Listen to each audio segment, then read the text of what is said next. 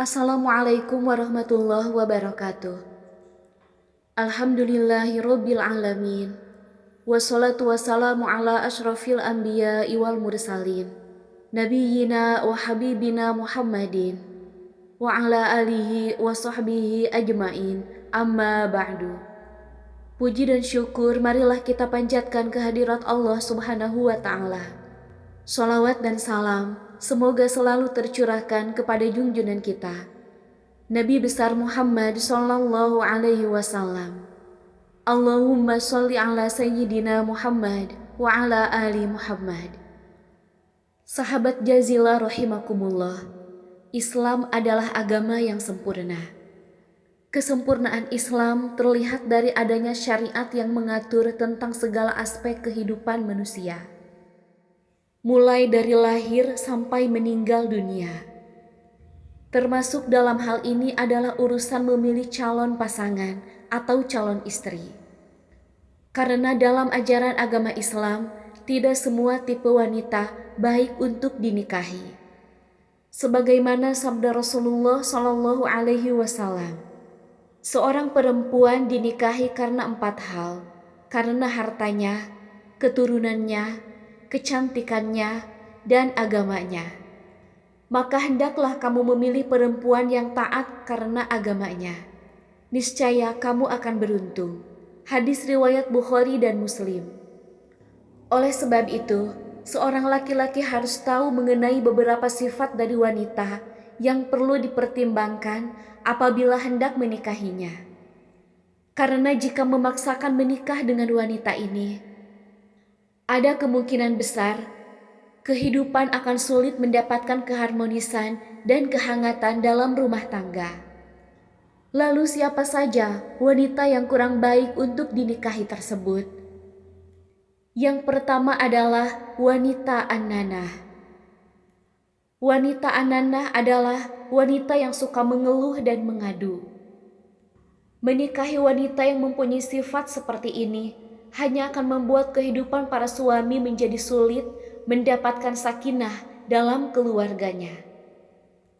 Sebab mengeluh tidak akan mendatangkan solusi apapun, bahkan justru bisa menguras emosi dari suami. Sedangkan mengadu bisa menyebabkan kerusakan hubungan baik antar sesama, antar kerabat, bahkan dengan orang tua sendiri. Maka dari itu, wanita yang mempunyai sifat an-nanah sebaiknya dihindari apabila ingin dijadikan seorang istri.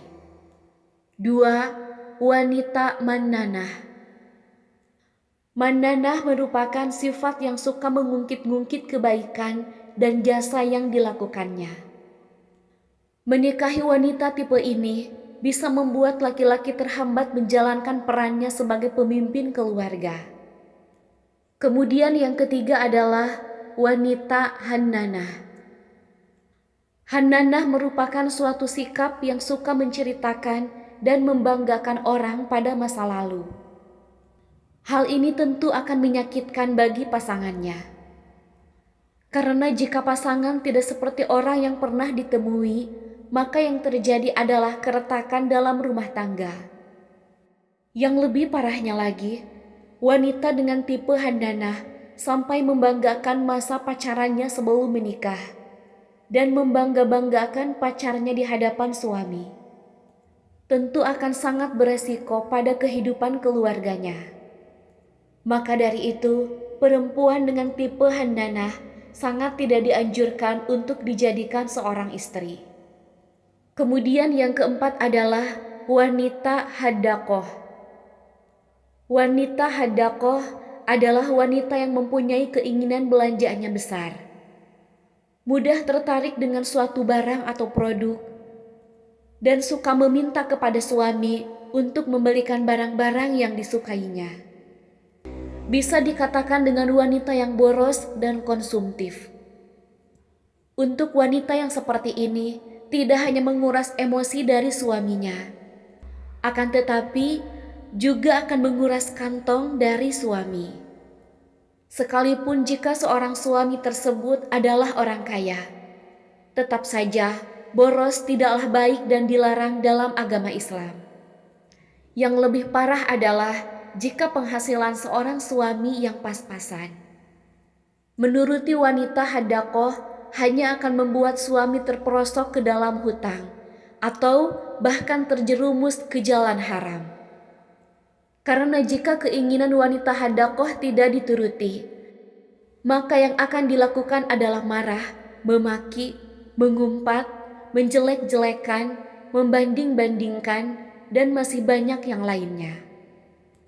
Wanita dengan kepribadian hadaqoh sangat kurang dianjurkan untuk dinikahi oleh laki-laki yang baik dan beriman. Kemudian yang kelima adalah wanita barakoh. Oleh Imam Al-Ghazali dijelaskan, ada dua makna dari al-barakoh. Pertama adalah wanita yang suka berhias sepanjang hari. Meskipun demi tampil menawan di hadapan suami, berhias sepanjang hari termasuk sikap yang berlebihan, yang akhirnya akan berlebihan juga dalam belanja kebutuhan kosmetik, perhiasan, dan yang lain sebagainya. Sehingga yang terjadi adalah kewajibannya sebagai seorang istri menjadi terabaikan. Dan yang lebih berbahaya, jika niat mempercantik diri bukan untuk suaminya, ini yang bisa menjadikan hilangnya keharmonisan dalam rumah tangga. Lalu arti yang kedua dari al-barakoh adalah wanita yang tidak mau makan dan suka mengurung diri sendirian, atau dengan kata lain, tipe pemurung. Maka dari itu, wanita dengan kepribadian barakoh sangat kurang dianjurkan untuk dijadikan sebagai seorang istri. Kemudian yang keenam adalah asyadaqoh. Secara bahasa, asyadaqoh bisa diartikan sebagai lebar sudut mulutnya. Artinya adalah wanita yang suka nyinyir dan banyak bicara. Padahal di dalam hadis sahih sudah pernah disebutkan, Allah membenci orang sarsarin atau banyak cakap, dan mutasyaddakin atau banyak bicara. Kenapa Allah membenci wanita yang mempunyai kepribadian asyadaqoh? Karena tipe wanita seperti ini, apapun akan dikomentari, dan komentarnya bukanlah komentar yang membangun dan bermanfaat. Akan tetapi, kebanyakan adalah komentar yang menjerumuskan, menjelekkan, dan lain sebagainya.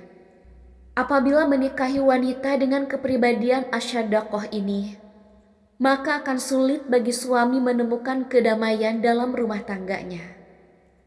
Karena semua sikap akan menjadi sasaran komentar dan nyinyir dari seorang istri. Sahabat Jazilah rahimakumullah, semoga Allah Subhanahu wa Ta'ala menjadikan pasangan kita sebagai pasangan yang bisa menghantarkan kita ke surga. Amin ya Allah ya Rabbal Alamin. Wallahu a'lam bishawab. Mudah-mudahan bermanfaat dan barokah. Wabillahi taufiq wal hidayah. Wassalamualaikum warahmatullahi wabarakatuh.